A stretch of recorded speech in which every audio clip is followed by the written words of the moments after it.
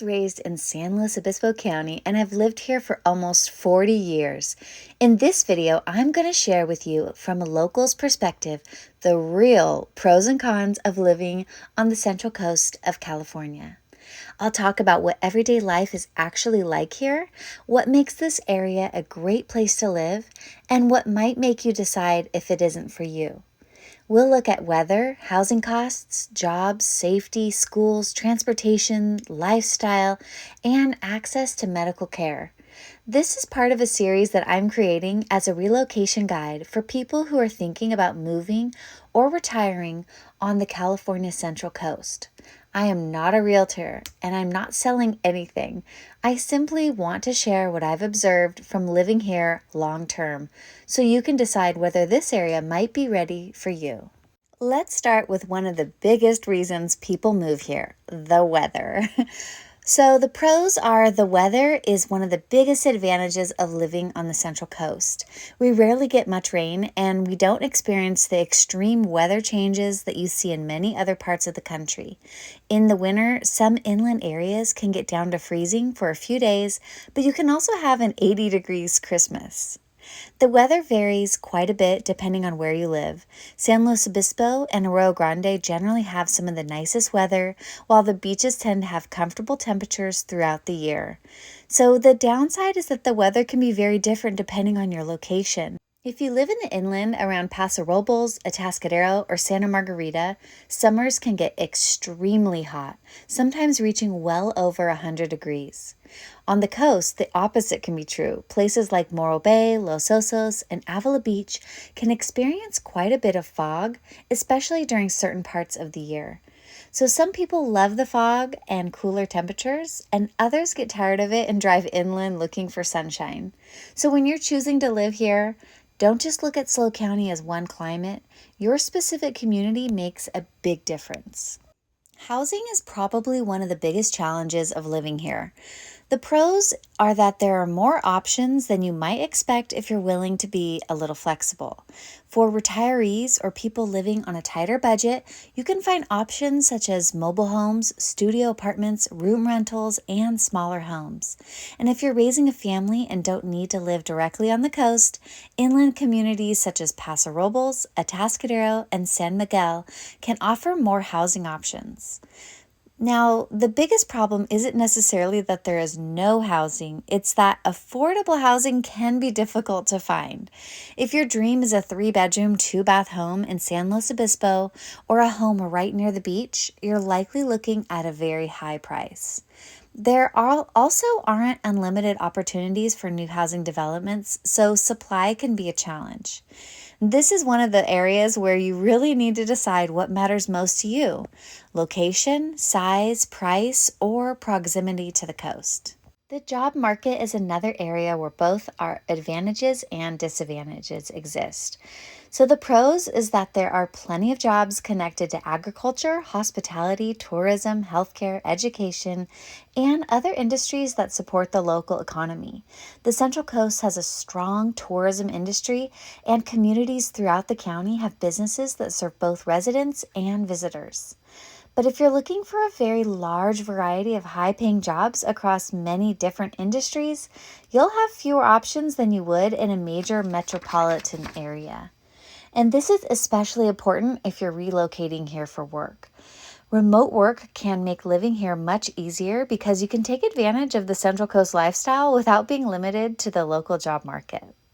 So let's talk about safety. The pros are overall SLO County is a relatively safe place to live, and that's something many families and retirees appreciate. There's also a strong sense of community in many areas. A lot of people who live here have been here for generations, and people often know their neighbors and look out for one another. But that doesn't mean that there's no crime. There are issues with things like theft, trespassing, drug use, and property crime, and some communities have more problems than others. The county is connected by Highway 101, so we're part of a major transportation corridor between the Bay Area and Southern California. And the most important thing to understand is that safety can vary significantly from one neighborhood to another. So if you're seriously considering moving here, I'd recommend researching the specific community and neighborhood you're considering. So, in regards to transportation, one of the nice things about living here is that traffic generally isn't as bad as you'll experience in a major California city. Highway 101 runs through the county, making it relatively easy to travel between many of the communities. San Luis Obispo, in particular, has invested heavily in biking, and there are bike paths and walkable areas throughout parts of the county. But depending on where you live, you may be able to walk to restaurants, coffee shops, grocery stores, and other everyday necessities. Delivery services like Uber and Lyft are also available, but this is definitely still a car dependent area. Most people drive, and if there's an accident on Highway 101, traffic can be a major problem because there aren't always great alternative routes. Gas is also expensive as it is throughout California, and public transportation exists, but it can take a long time to get from one community to another. Now, for families, there are many school options throughout the county, including public, private, and charter schools. And there are also many families who actually homeschool, so there's actually a variety of educational choices. And overall, local schools are well regarded, and you'll find schools with good facilities and relatively manageable class sizes. Of course, no school system is perfect, and funding and school quality can vary by district. And there are some localized issues that are worth researching before you choose where to live. Now, in regards to medical care, there are several good hospitals and medical facilities throughout the county, and many residents are very happy with the care they receive locally. For routine care and many emergency situations, you can actually get excellent medical services without even leaving the county or even waiting long. But the challenge is specialized care because this is a smaller and relatively expensive area. Attracting and retaining doctors and specialists can be difficult. Depending on the type of care you need, you may have fewer choices than you would in a major area. Now, finally, let's talk about lifestyle here on the Central Coast, which is one of the reasons I've chosen to stick around as a local. The Central Coast is a very laid-back lifestyle, and that's actually part of what the name SLO has come to represent. Life here tends to move a lot slower. People spend a lot of time outdoors. There are beaches, hiking trails, parks, wineries, farmers markets, and plenty of opportunities to enjoy the beautiful surroundings and weather. There are also a surprising number of great restaurants like Thai, Japanese, Italian, Mediterranean, barbecue, and many other types of food.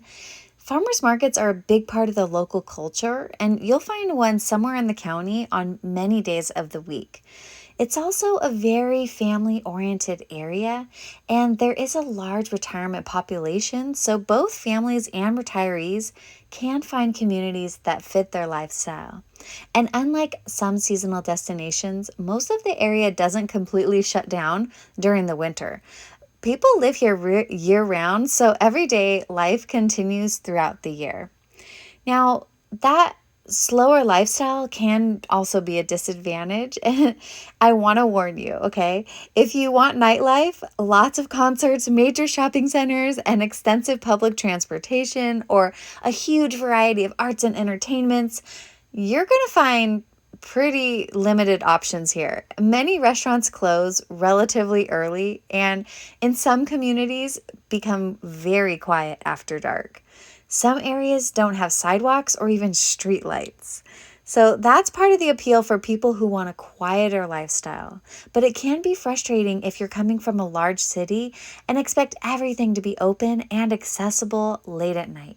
So the question isn't really whether the Central Coast has enough to do, it's whether it has enough of the things that you like to do. So, is the California Central Coast a good place to live? For me, after almost 40 years here, I would say the biggest advantages are the weather, natural beauty, slower lifestyle, sense of community, and the ability to enjoy the outdoor-oriented lifestyle year-round. But the thing I want to tell you is that where you live within the county makes a huge difference.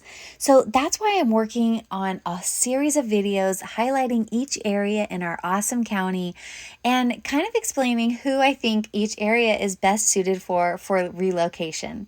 Well, I hope you like this video and subscribe to my channel. And if you want to see what it really looks like here from a local's perspective, definitely check out our driving tours. We've been recording a lot of different awesome driving tours in 4K high definition from our car and really enjoying sharing what the county looks like from a real perspective. It's not a drone footage, it's definitely from the car dashboard. So check out those driving tours if you want to see what it really looks like here, and check out my other videos where we go more into detail about life on the Central Coast.